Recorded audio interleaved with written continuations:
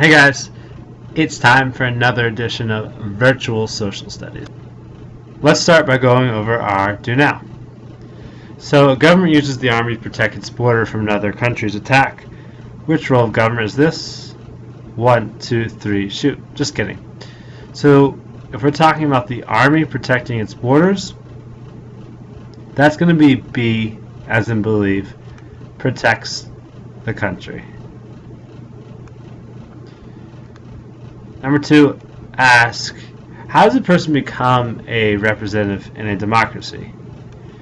Well, they're elected. They're elected by the people vote them into office. Either answer is perfectly good. Number 3 asks you, who's the leader in a dictatorship? This was an easy one. It's in the answer. The leader of a dictatorship is a dictator. And it's also important for you to note that they hold unlimited power. So if you didn't write that, go ahead and add that in. Pause the video. And number 4, what power do people have in a dictatorship? They don't have any power. The dictator has all the power. That's why in our picture we showed him above the rest of them holding a staff. Once you have that done, go ahead and turn the page. Read the objective to yourself. Describe the relationship between those in power and the citizens in a democracy, and distinguish between the 3 branches of the U.S. government. So today we're going to talk about beginnings, specifically the beginning of the United States. So what do we know? We know already from class that the United States used to be part of England. And England had a monarchy, still does. They had a king, and now they have a queen. And we know that the Pilgrims came over to Massachusetts, and others came over to Jamestown. We already know that. We also know that we don't live in a monarchy anymore. We live in a democracy. So how did we go from a monarchy to one of the greatest democracies in the world? That's what we're going to talk about today. The beginning of our country. So first, a vocab word. A constitution. A constitution is a written outline for a government. This is what our Constitution in the United States looks like. Make sure you're getting this down.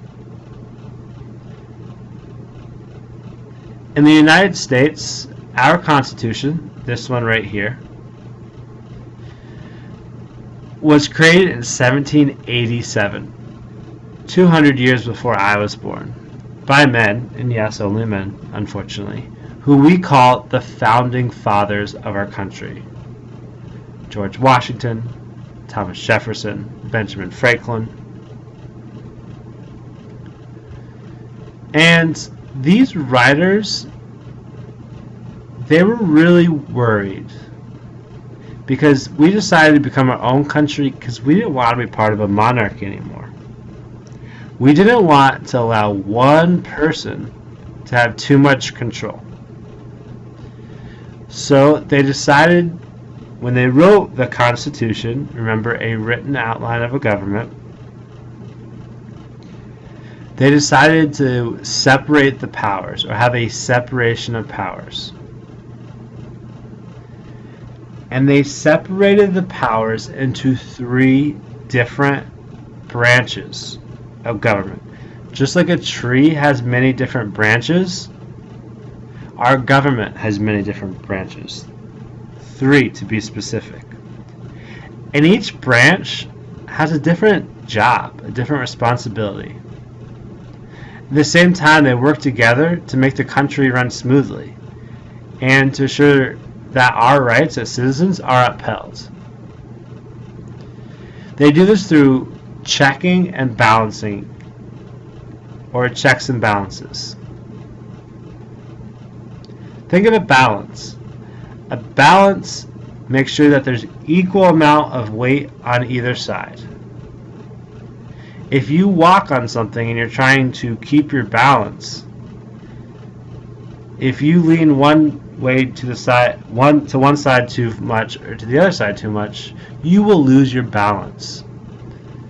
And that's the same thing with our government. We didn't want one branch to have too much power, or else it'd be unbalanced. And then they would be in big trouble. So a branch may use its power to check the powers of the other two, to maintain a balance of power among the three branches of government. So let's look at that, because that can be a bit confusing. So you have three branches. You have the legislative branch. This is the United States Congress. They're the ones who are in charge of making laws. They decide if the speed limit should be 65 miles per hour. They decide what tests that kids in school should take. Then there's the executive branch. They're the ones who make sure that the laws that the legislative branch make are carried out. So this is what President Obama does. He can't make laws himself. Believe it or not, the president cannot make laws. Only Congress can make laws. It's President Obama's job to make sure that the laws that they create actually happen. Now, that brings us to the last branch. Sometimes laws can be confusing and hard to interpret or understand. That's where the judicial branch comes in. This is judges, right? So you think of a judge in a criminal case, a murder case. They're part of the judicial branch. They interpret the law. They are led by the Supreme Court of the United States. Make sure you have all your notes. Turn the page once you do. So go ahead and jot on this independent practice. Based on our notes and what I have said, why do you think our founding fathers wanted our new government to have separation of powers? Go ahead and jot that down here. Pause the video.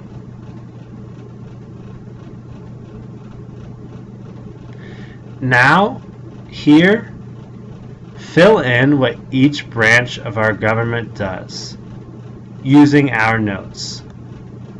Also, if you're still confused, that's okay. We're going to read an article together in a minute. That should help clear it up. And if you want to answer these questions after we read the article, that's okay too. So to recap, answer these questions or wait till we finish the reading and then come back and answer these questions.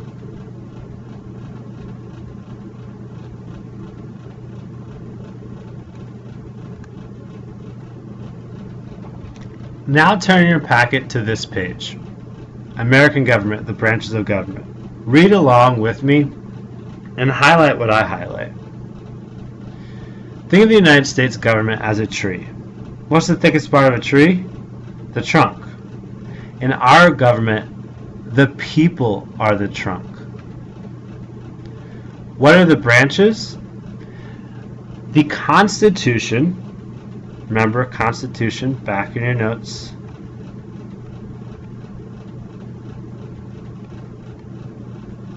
Is a written outline for our government. The Constitution establishes three branches of government. These branches are the legislative branch, the executive branch, and the judicial branch. Each branch has only the power given to it in the Constitution. This separation is to make sure that no one part of the government ever becomes too strong. That's important. Highlight that. No one part ever becomes too strong. Why? because we didn't want it to become a dictatorship or a monarchy like we had in England. Think of the tree again. What would happen if one branch of a tree were huge and the others were just little twigs? The whole tree could topple.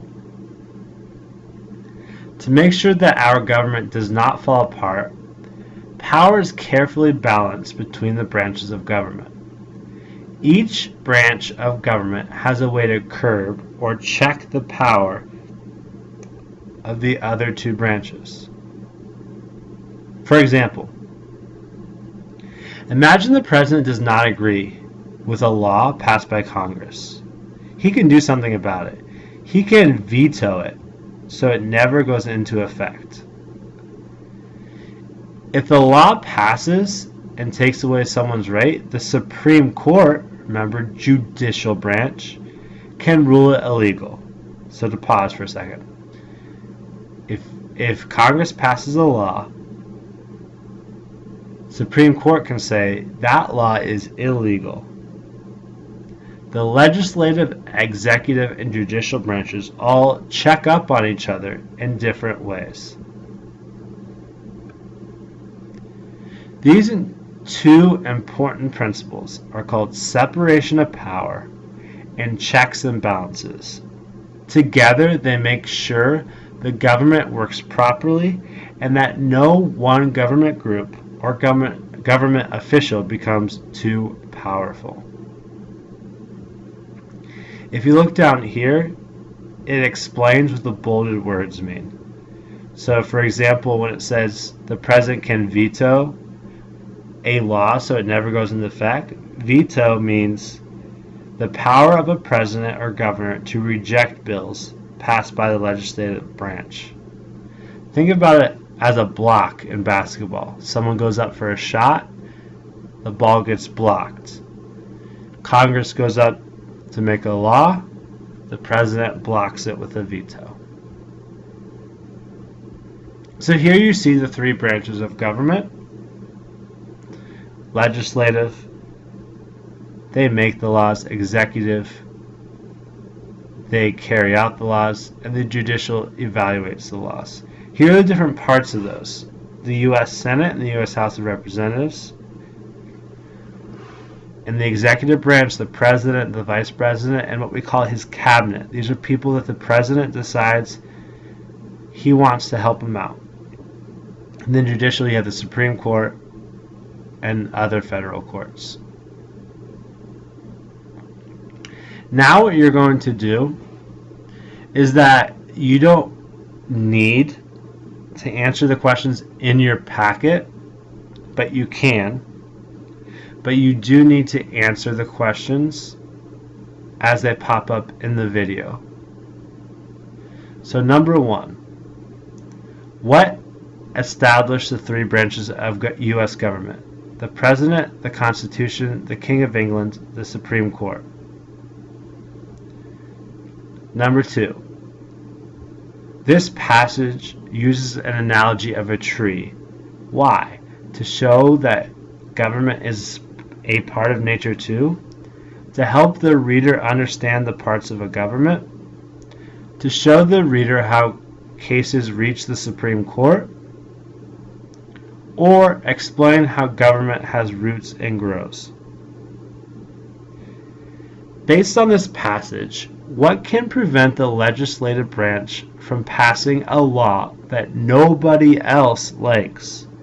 The Supreme Court has to give approval to all laws first.